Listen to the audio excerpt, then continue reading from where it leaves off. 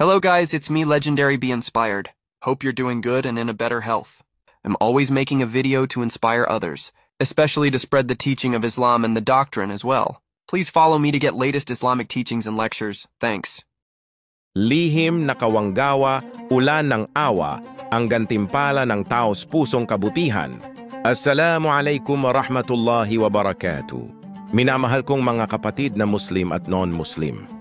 Sa isang mundo kung saan ang mga mabubuting gawa ay madalas ipagyabang, marami ang nakalilimot na ang pinakamataas. Na uri ng kawanggawa ay yaong ginagawa ng palihim, tapat at walang inaasahang kapalit mula sa tao, kundi mula kay Allah Azza wa Jal lamang. Sa video na ito, ating saksihan ang isang makapangyarihang kwento mula sa hadith, isang lalaking pinarangalan ni Allah Azza wa Jal sa paraang hindi niya inaasahan sa pamamagitan ng ulan. Isang kwento na hindi lang basta tungkol sa sakahan at pananim, kundi sa tunay na kahulugan ng tiwala, sakripisyo, at kabutihang walang halong pagpapakitang tao. Ang totoong kwento mula sa hadith. Sahih Muslim, Hadith 2984. Isinalaysay ni Propeta Muhammad, sumakanya nawa ang kapayapaan. Isang lalaki ang naglalakad sa isang disyertong lugar at kanyang narinig ang isang tinig mula sa ulap na nagsasabing, "Tubigan mo ang bukirin ni Fulan." Ang ulap na ito ay lumipad patungo sa isang batong lupa at doon ito nagbuhos ng ulan. Yang tubig ay ito dumaloy sa isang kanal na hinukay ng tao para sa irigasyon. Sinundan ito ng lalaki.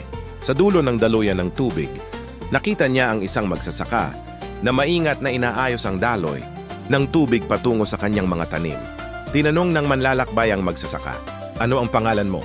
At nang sinabi ng magsasaka ang kanyang pangalan, ito'y pareho ng pangalan na narinig niya mula sa ulap. Nabigla ang lalaki at tinanong siya, "Bakit pinangalanan ng ulap ang iyong bukid? Anong ginagawa mo kaya't binubuhusan ito ng ulan?" Sumagot ang magsasaka, "Tuwing may ani ako, hinahati ko ito sa tatlo. Isang bahagi ay ibinibigay ko sa kawanggawa, sadaka. Isang bahagi para sa aking pamilya at sarili, at ang natitirang bahagi ay ibinabalik ko bilang puhunan para sa lupa." Paliwanag sa hadith. Ang kwento ay nagsisilbing malalim na aral sa sinseridad, ikhlas, at lihim na kawanggawa, sadaka sirriya. Ang lalaking ito ay hindi naghahanap ng papuri mula sa tao.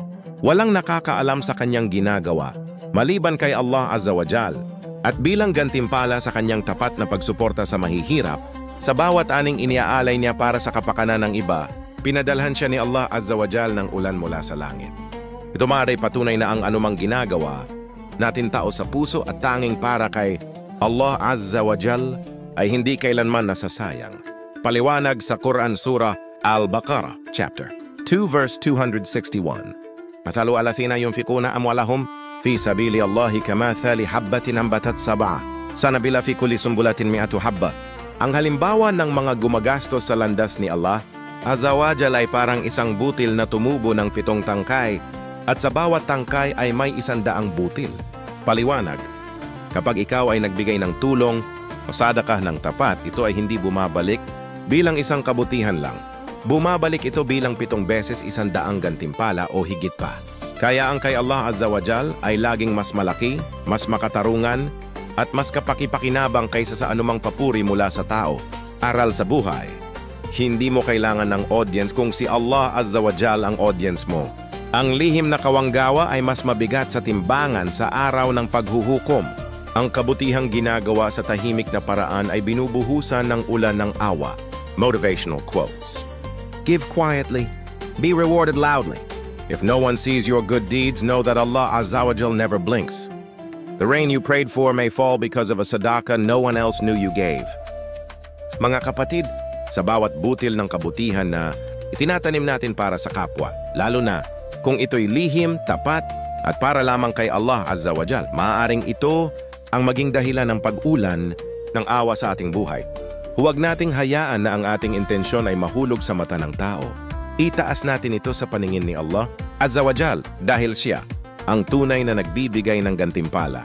Ito ang Legendary Be Inspired, kung saan ang pananampalataya ay hindi lang sinasabi, kundi isinasabuhay. Like, share at follow para sa mas marami pang kwento ng pag-asa at paniniwala. At tandaan, kahit walang nakakakita sa kabutihan mo, may isang Diyos na nakakakita sa lahat, si Allah Azza wa Jal.